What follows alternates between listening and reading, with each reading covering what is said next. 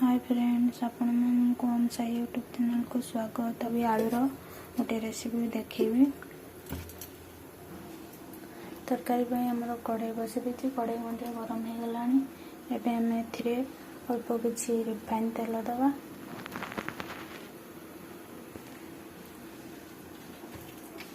एवं आलू को यही भाव में काटिकी भल धोई सफा कर देछि।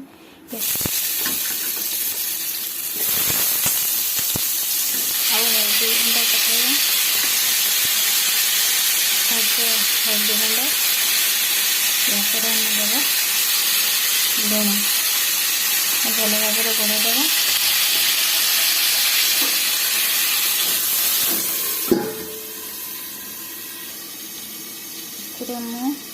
गोटे चामच आउ गोटे इंच अदा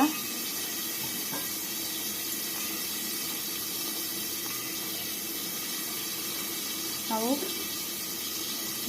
दुईटी टमाटो या मसला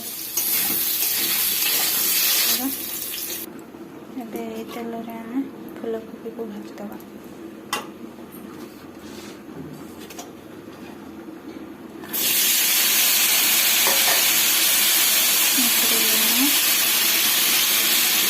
हल्दी गुंड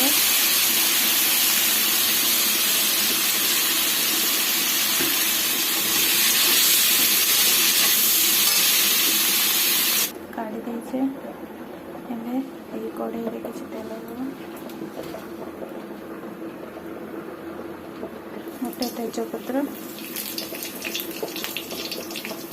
गोटे चामच जीरा,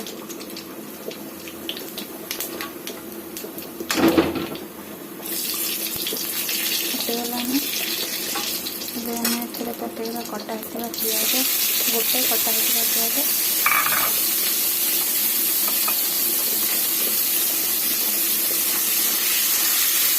भल भाव में गोल्डन ब्राउन कलर होगा पर्यटन भाजवा। बटा होता मसला को देदेगा। शुखिला मसला गुंड पकेगा, आधा चामच हल्दी गुंड, गोटे चामच लंका गुंड,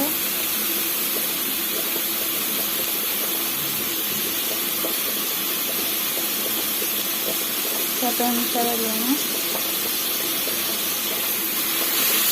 गोड़ेदेव। तरकारी में देवा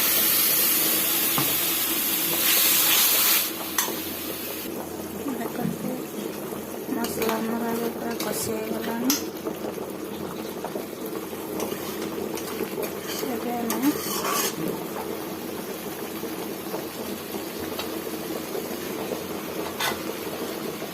भल भाव में गोले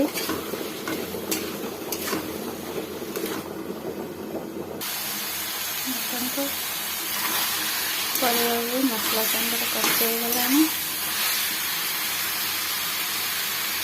आलू भी सीझीगला। गरम मसला पकेगा,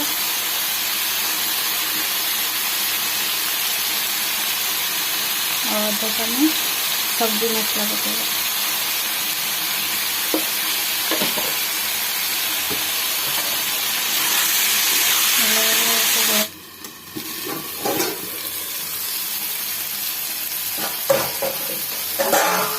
यही भाव में आपण मैंने रोटी और परोटा हमारे खाईपर। अल्प किसी पानी देदेवी। रेडी देखो मोर तरकारी पूरापूरी रेडी। जेहेतु आम भात सांगे खाइबू तो तरकारी ग्रेवीटा ये रखिबू। एवं या फुलईदेव। एवं आमर पूरापूरी तरकारी रेडी हो गला। यही भाव में आपण मैंने निश्चिंत बनातु घरे गरम भात एवं रुटी परोटा सांगे खाईपर।